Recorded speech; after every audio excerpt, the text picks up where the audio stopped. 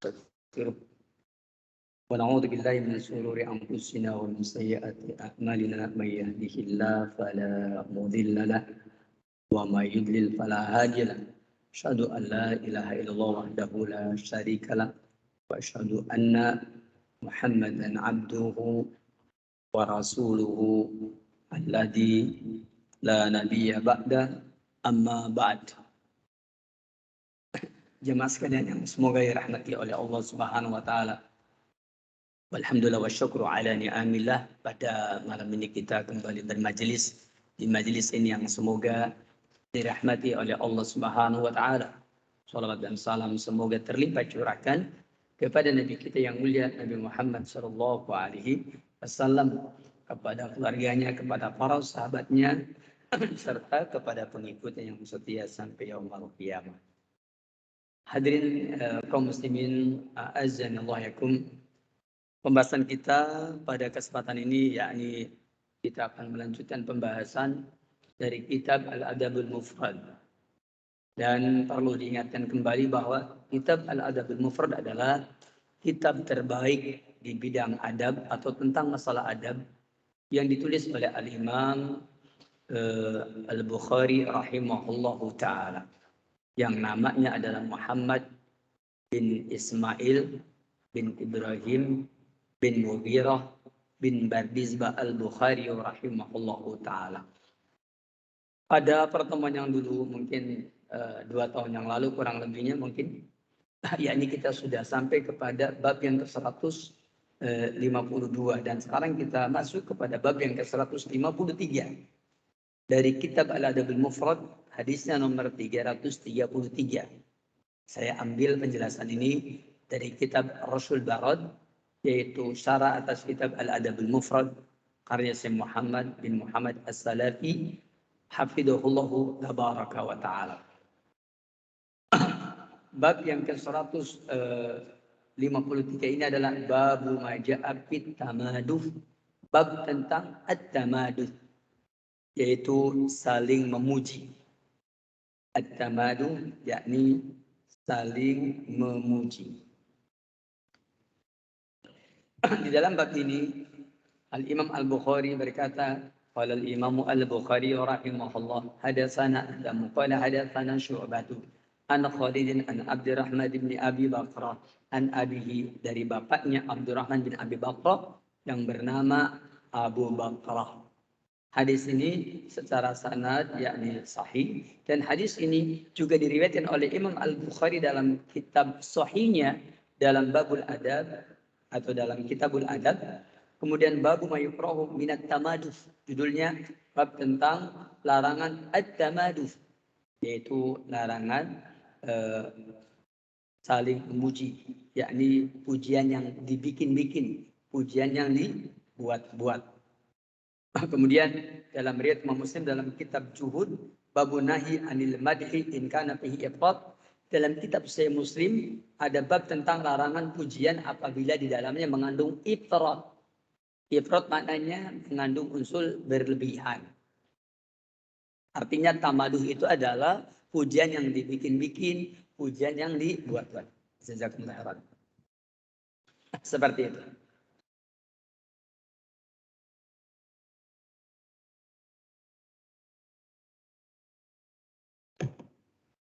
Bagaimana kata Abu Bakar radhiyallahu anhu?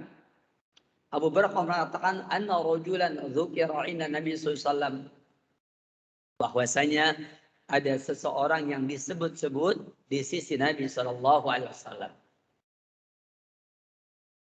Nah, ketika ada orang disebut di sisi Nabi, ternyata fa'athna alaihi rajulun khairan, ada seseorang yang lainnya yang memuji, ya, yakni menyanjung kebaikannya. Kalau asna itu maknanya adalah at-tahmid al-mukarrar. Maknanya apa? At-tahmid al-mukarrar adalah pujian yang diulang-ulang. Itu namanya al-asna. Namanya asna. Itu asna. Syekhul Islam Al-Thani Ibnu Qayyim Al-Jauziyah dalam kitab beliau atau risalah beliau dengan judul Zikrullah Maka beliau mengatakan maratabil dzikri, salah satu martabat dzikri ada 3. Pertama, at-tahmid atau alhamdu, pujian. Yang keduanya as-sana, sanjungan. Apa itu as-sana? Beliau mengatakan as-sana huwa at-tahmid al-mukarrar, pujian yang diulang-ulang. Itu namanya as-sana. Sanjungan adalah pujian yang diulang-ulang. Dan martabat yang ketiga namanya at-tamjid. At-tamjid adalah memuliakan. Maknanya at-tahmid al-mukarrar ma'at ta'dim. Yakni pujian yang diulang-ulang ya ma'at ta'dim disertai adanya pengagungan. Itu namanya at-tamjid. Nah, ternyata ketika ada seseorang yang disebut di sisi Nabi SAW, kemudian ada orang lain yang menyanjung dia dengan kebaikan, maka sanjungan adalah pujian yang diulang-ulang. Faqala Nabi SAW, Nabi SAW bersabda, waihaka, celaka kamu. Qata'ta unuqa sahibaka. Kamu telah memutuskan ya leher temanmu. Kata-kata qata'ta unuqa sahibika maknanya adalah ahlak tahu. Kamu telah membinasakan dia. Artinya dengan pujian itu bukannya menyebabkan orang tersebut yakni menjadi mulia, malah engkau telah menjadikan dia dipatahkan ya, yakni tengkuknya, yakni lehernya. Ini maknanya kata pensyarah hadis, "Qata ta'unu sahibika" maknanya adalah ahlak tahu, kamu binasakan dia dengan pujian itu. Yaquluhu miraran, dan ini dikatakan berulang-ulang oleh Rasulullah SAW. Kata Rasulullah SAW, in kana ahadukum madihan la muhalata. Apabila salah seorang di antara kamu memang mesti memuji, maka falyaqul, hendaklah pujiannya begini. Ahsibu kada wa kada. Saya kira dia begini, saya kira dia begitu. Ngomongnya begitu. Ahsibu kada wa kada.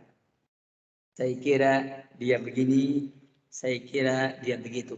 Jadi kan itu artinya menurut perkiraan kita. In kana yara annahu kadzalik, apabila dia melihat memang dia seperti itu. Tapi pakai kata-kata ahsibu kada wa kada. Itu namanya adab memuji orang. Ya, yang saya tahu dia begini. Yang saya tahu dia begitu. Kenapa demikian dengan kata-kata tadi? Karena kata-kata tersebut tidak menunjukkan yakni dia melakukan tazkiyah, memberikan rekomendasi, tidak. Tapi dia memuji sesuai dengan kadarnya. Wa hasibuhu Allah. Sedangkan yang menghisabnya tentu Allah tabaraka wa ta'ala. Yakni maksudnya kafih yang memberikan kecukupan tentang dia, atau muhasibuhu atau yang menghisab dia ala amalihi alladhi ya'lamu haqiqatahu, yang akan menghisab tentang amalannya yang dia tahu tentang hakikatnya adalah Allah. Kita hanya mengetahui yang kita tahu. Makanya kita mengucapkannya ahsibu kada wa kada. Itu ucapan kalau kita memuji orang seperti itu. Kenapa? Wala yuzakki 'alallahi ahadan. Karena dia tidak boleh mentazkiyah, mensucikan siapapun ya atas Allah tabaraka wa ta'ala. Tidak boleh. Maka dari hadis ini artinya dengan cara begitu la yaqta'u bi imanihi, dia tidak memastikan tentang keimanannya. Au dukhulihi al jannata, dan dia pun tidak memastikan bahwa dia ini pasti masuk surga.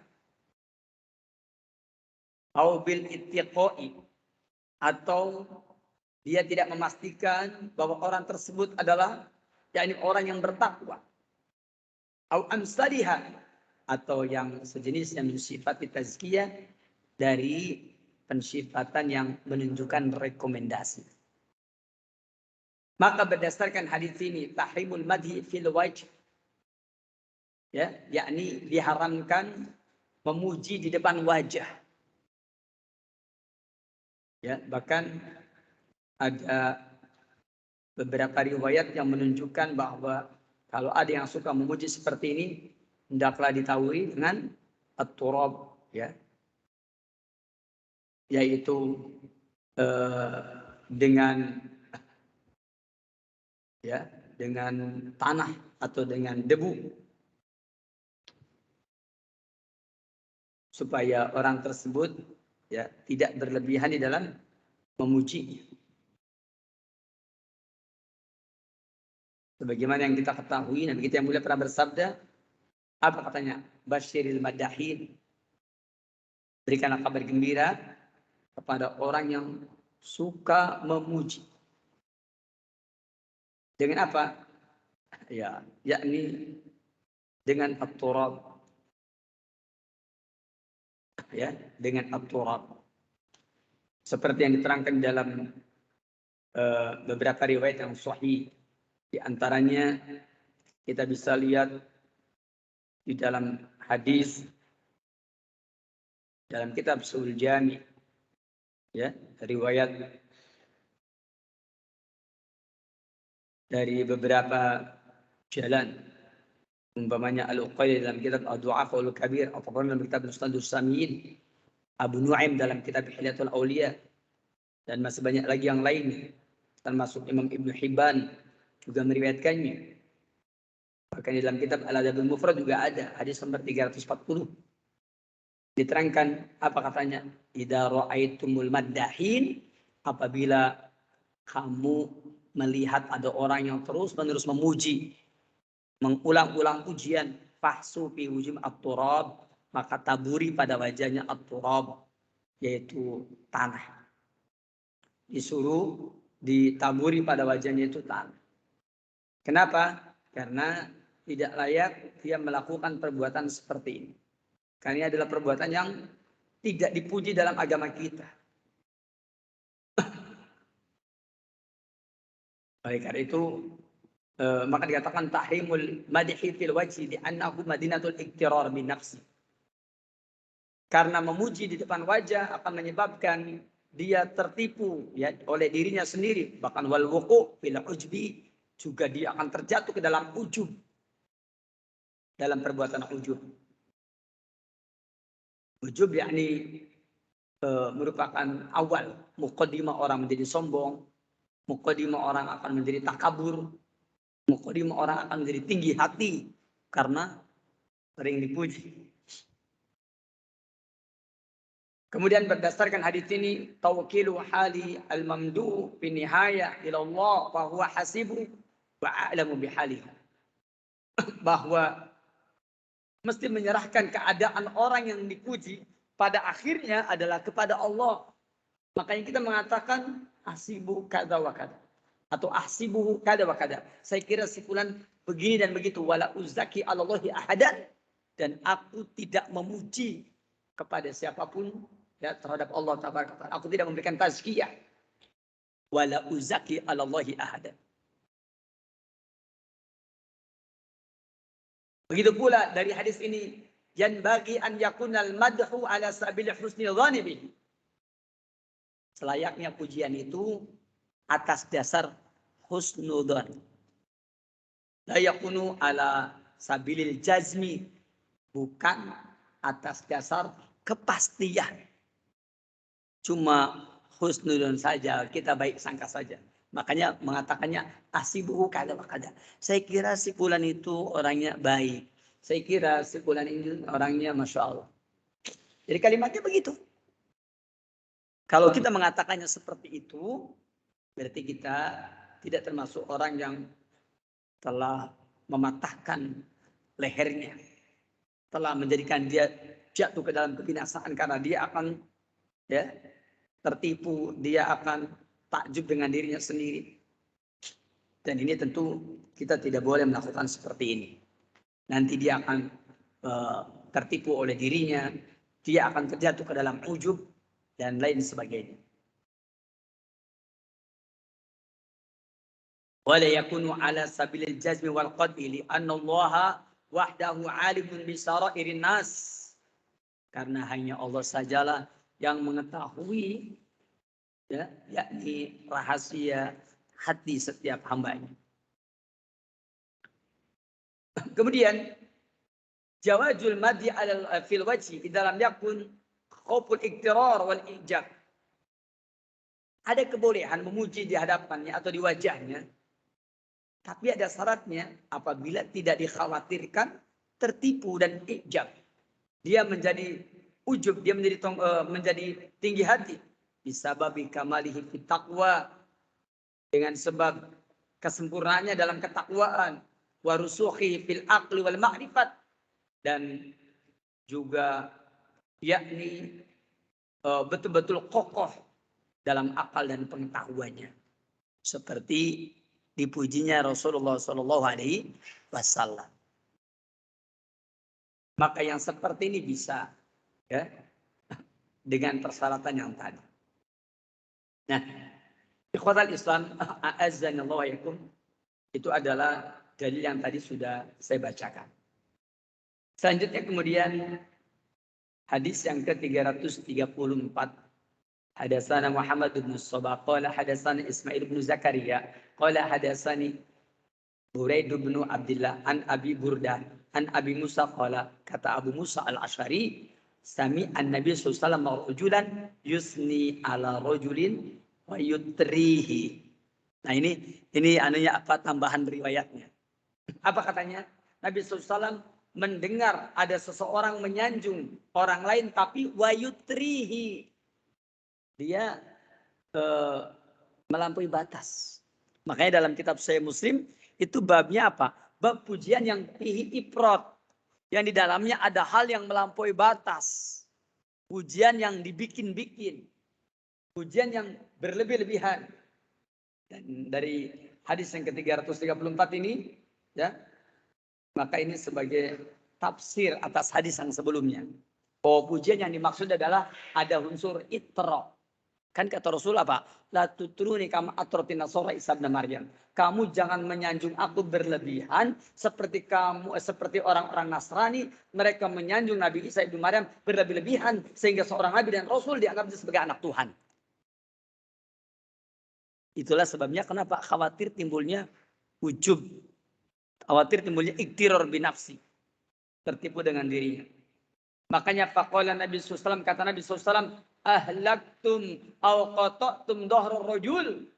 Kamu telah membinasakan, kamu telah mematahkan dhahrar rajul, punggungnya, ya, orang itu.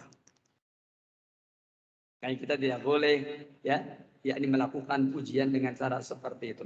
Di sini ada al-itra, makanya an-nahyu anil itra wal mubalaghah fil madhi. Tidak boleh melampaui batas, tidak boleh berlebihan dalam sanjungan.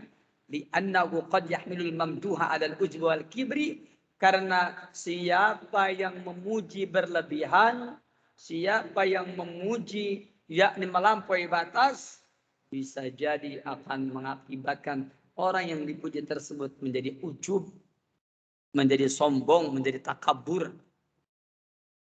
Makanya kita tidak boleh bersikap seperti itu. Selanjutnya hadis yang ke 335. Hadatsana Qabisatu qala hadatsana Sufyan an Imran bin Muslim an Ibrahim at-Taimi an abihi. Dari Ibrahim, ya, at-Taimi dari bapaknya, qala, dia berkata, kunna julusan inda Umar. Kami pernah duduk di samping Umar, di sisi Umar. Fa'asna rajulun ala rajulin fi wajhihi. Tiba-tiba ada orang menyanjung, ya, orang lain, ya, fi wajhihi, di hadapan Umar. Faqala, kata Umar, aqarta rajula Aqraqallah. Masya Allah. Kalimatnya akorta. Akorta rojula maknanya adalah kotok taqwa imahu. Kamu sudah ya memutuskan qawa imahu. Yaitu kaki-kaki penegaknya. Maksudnya kamu sudah membinasakan. Ya. Jadi kamu sudah membinasakan dia. Umar bahasanya akorta. Akorta rojula akorqallah. Engkau sudah membinasakan orang itu. Akorqallah. Semoga Allah membinasakanmu. Masya Allah. Maka hadis yang ke 335 ini. Ya. Dan hadis ini derajatnya hasan. Juga terdapat di dalam riwayat Imam Ibnu Abi Syaibah. Hadis ini derajatnya hasan. Maka apabila ada orang yang memuji seperti itu, kita boleh mengatakan aqarta rajula aqraqallah. Kamu sudah membinasakan orang itu, maka semoga Allah membinasakan. Itu ucapan kepada orang yang suka apa? Suka memuji berlebihan kepada orang lain. Maka ucapannya seperti ini. Aqarta rajula aqraqallah. Dan yang terakhir pada bab ini, hadis yang ke-336. Dan hadis ini yakni derajatnya sahih. Dan juga terdapat dalam riwayat Imam Ibnu Abi Syaibah dan Imam Ibnu Abi Dunya. Diterangkan hadasan Abdus Salam qala hadasan Hafiz an Ubaidillah an Zaid bin Aslam an abihi qala sami'tu Umar, kata Aslam, aku mendengar Umar yaqul berkata, al-madhu dzabhun. Pujian itu adalah penyembelihan. Ya. Qala Muhammadun, kata Muhammad bin Ismail al-Bukhari, yakni idza qabilaha, apabila dia menerimanya. Maksudnya yang dipujinya nerima itu sama dengan dia disembelih. Apa maknanya? Bahwa dia ini disembelih? Jawabnya adalah yakni lil mamdu idza qabilahu wa radiya bihi, bahwa sama saja dengan disembelih orang tersebut. Apabila orang yang dipujinya ini nerima pujian tadi, senang, gembira, bahkan dia ridho, bahkan dia puas dengan pujian itu, maka berarti dia sudah disembelih. Apa makna dari hadis tersebut? Atau bagaimana dengan hadis ini? Sebenarnya kata-kata aqarta rajula juga sama. Engkau telah menyembelih orang tersebut, sama. Aqraqallah, sama. Menyembelihnya. Kamu telah mematahkan, yaitu 4 ya, kaki-kakinya. Kemudian seperti tadi. Dan inilah yang dimaksud di dalam hadis ini. Mudah-mudahan bermanfaat, mudah-mudahan berfaedah.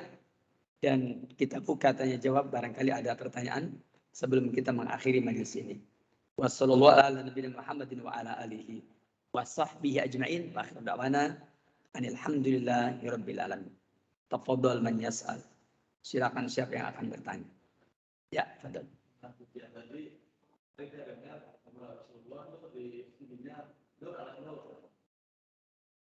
Baik, barakallahu fikum. Pertanyaan yang sangat bagus. Kita suka mendengar ya, anta samsun, anta badrun, anta nurun fauqa nurin. Kalau nggak salah begitu ya. Anta samsun, engkau ya Muhammad bagaikan matahari. Anta badrun, engkau ya Muhammad bagaikan bulan. Anta nurun, dan engkau ya Muhammad bagaikan cahaya. Fauqa nurin, di atas cahaya. Mungkin pertanyaannya, apakah ini termasuk itra apa tidak? Berlebihan apa tidak? Jawabnya adalah, maka kita harus tahu Allah Tabaraka Ta'ala berfirman dalam surah An-Nur ayat 35. Allah berfirman, Allahu nurus samawati wal ardh. Al-ayat. Allah adalah cahaya langit dan bumi. Pertanyaannya, kalau Allah adalah cahaya langit dan bumi, kemudian Nabi Muhammad dikatakan nurun ala nurin, anta syamsun, anta badrun. anta nurun fawqa nurin, maka nurun fawqa nur, cahaya di atas cahaya, maka ini termasuk sesuatu yang melebihi dari apa yang terdapat dalam firman Allah yang mulia ini. Oleh karena itu, maka sebaiknya dan seyogianya, bahkan seharusnya kita meninggalkan untuk menyebut-nyebut seperti itu. Yaitu menyebut nurun fauqa nur.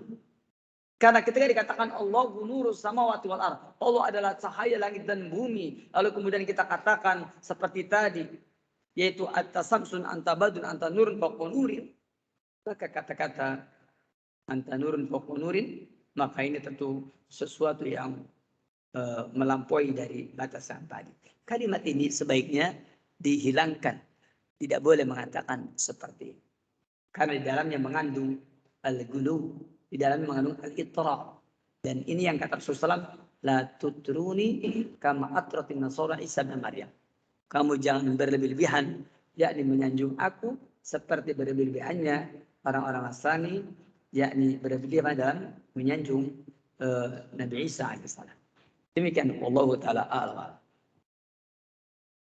Ya, Fadl.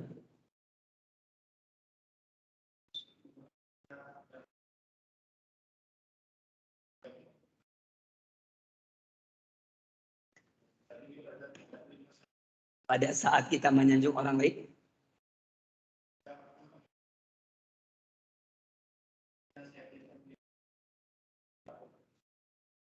yang tadi, yakni kita memberitahu. Kalau dia orang yang awam tidak tahu, kita kasih tahu.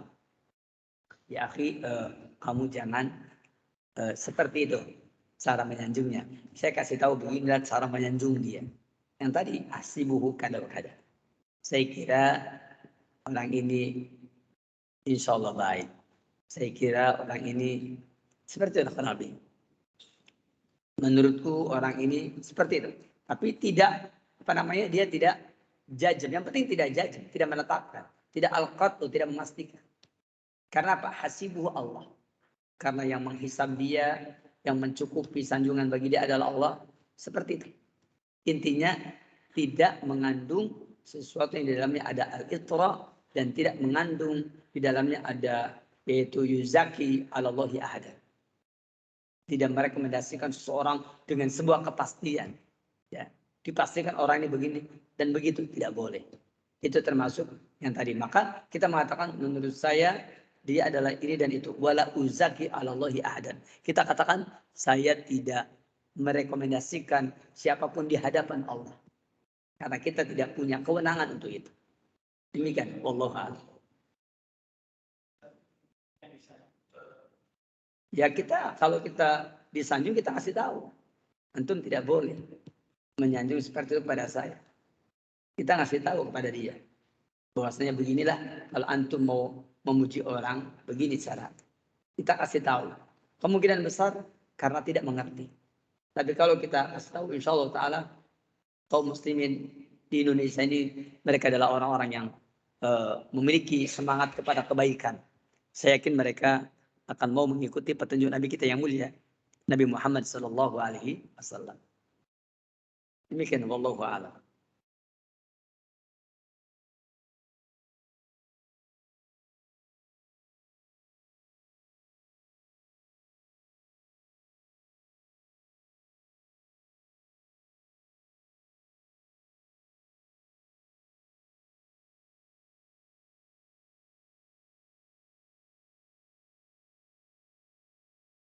Jemaah sekalian, sambil menunggu pertanyaan berikutnya, saya ada tambahan faidah ya, sambil menunggu adanya pertanyaan berikutnya. Yakni bahwa kata-kata al-itra ini maknanya adalah al-mubalaghah fil madhi sawa'un kana haqqan aw batilan. Itra itu adalah berlebihan dalam menyanjung. Apakah sanjungan itu benar-benar memang ada pada orang itu? Ataukah memang apakah sanjungan itu memang sanjungan tentang kebenaran? Ya, ataukah sanjungan tentang kebatilan? Jadi sawaun kana haqqan aw batilan. Artinya bahwa sanjungan al-itra ini berlaku apakah orang tersebut memang benar-benar ada padanya seperti itu, ataukah mungkin tidak ada padanya perkara seperti tadi. Oleh karena itu, maka kata-kata al-itra ini bisa dipergunakan dalam perkara-perkara yang memang orang menyanjungnya dalam kebaikan ataupun dalam kebatilan. Itu kata-kata al-itra. Sebagaimana tadi sudah disebut-sebut, dan ini sebagai tambahan faedah tentang pengertian al-itra. Dan juga sebagai tambahan faedah dari keterangan ini, kata-kata qata'tum dhuhrar rajul, kamu memutuskan punggung orang itu, maknanya adalah ahlaktumuhu, kamu membinasakan dia. Dan ini adalah isti'arah, yaitu kata-kata ungkapan, ya, yaitu min qat'il unuqi alladhi huwa al-qattu, yakni ya, dipotong tengkuknya, dipotong lehernya. Maksudnya adalah al-qatlu, dibunuh. Wal murad bi kullin minhuma al-halak. Namun ungkapan-ungkapan ini semuanya maknanya al-halak, kebinasaan. Dalam hadis ini ada beberapa ungkapan. Yang pertama yaitu dengan kata-kata qata'ta unuqa sahibika, kamu telah memutuskan ya leher temanmu. Kata-katanya seperti itu. Kemudian yang kedua dengan kata-kata qata'tum dhuhrar rajul, kamu telah mematahkan punggung orang tersebut, ya, dhuhrar rajul. Seperti itu. Itu adalah ungkapan yang kedua yang disampaikan oleh Rasulullah Shallallahu Alaihi Wasallam. Kemudian ada pun yang tadi yang ketiga adalah yaitu dengan kalimat al-madhu dabhun, bahwa yang namanya pujian itu adalah sembelihan. Artinya sama saja dengan apa? Kamu telah menyembelihnya. Kamu telah menyembelihnya. Pengertian kamu telah menyembelihnya itu maksudnya apa? Bahwa kamu telah menjadikan dia binasa. Tapi dengan kata-kata al-madhu dabhun, bahwasanya yang namanya pujian adalah penyembelihan.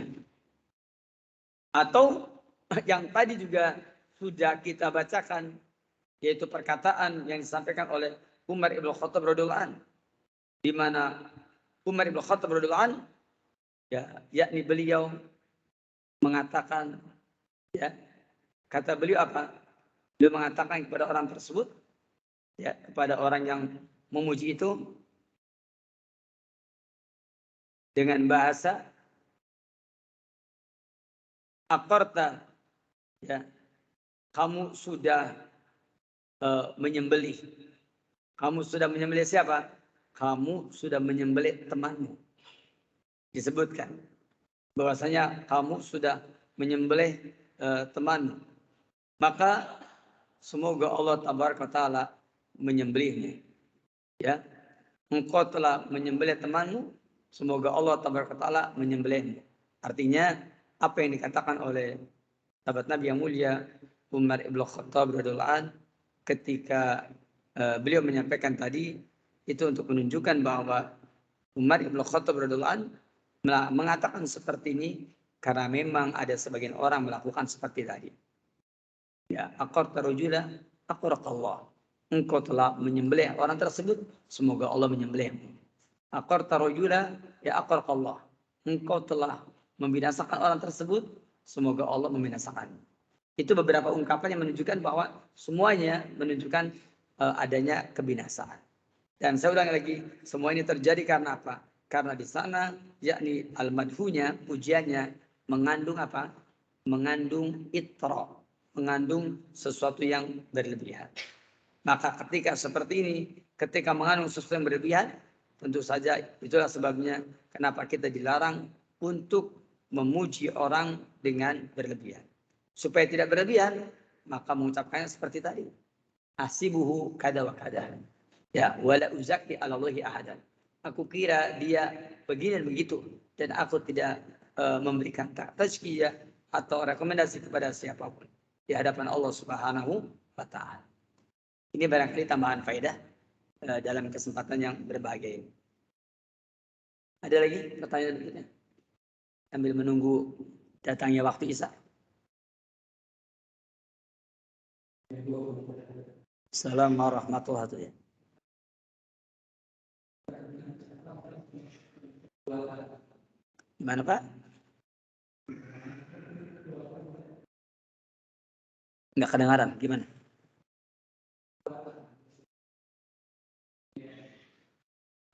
Menyanjung dengan perbuatan.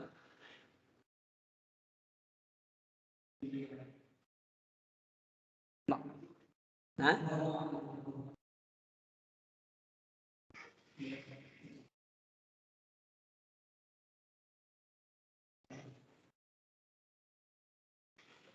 Penghormatan dengan perbuatan?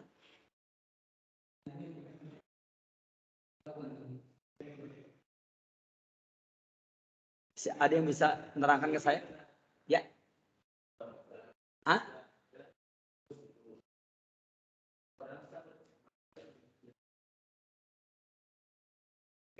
Oh, maksudnya penghormatan dengan cara membungkuk begitu? Ya. Penghormatan dengan cara membungkuk? Baik. Kalau penghormatan dengan cara membungkuk itu babnya adalah bab berdiri untuk penghormatan. Dan juga membungkukkan seperti ruku, umpamanya seperti itu ya. Membungkukkan seperti ke arah ruku. Ketahuilah jemaah sekalian, sesungguhnya tentang urusan ini, urusan membungkukkan dengan cara atau menghormati dengan cara membungkukkan atau berdiri untuk penghormatan, maka yang seperti ini ada beberapa penjelasan. Nabi kita yang mulia pernah ketika Fatimah datang, maka beliau berdiri dan mendatanginya, lalu kemudian menyambutnya. Maka ini bukan untuk penghormatan dalam rangka al-itra.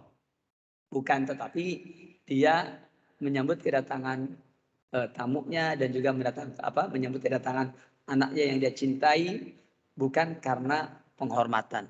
Tapi di sisi lain Nabi kita yang mulia juga melarang orang berdiri untuk kehormatan. Di dalam riwayat Imam Abu Dawud dilarang orang berdiri untuk yakni menghormati seseorang. Dia yang asalnya duduk umpamanya tiba-tiba berdiri seperti itu.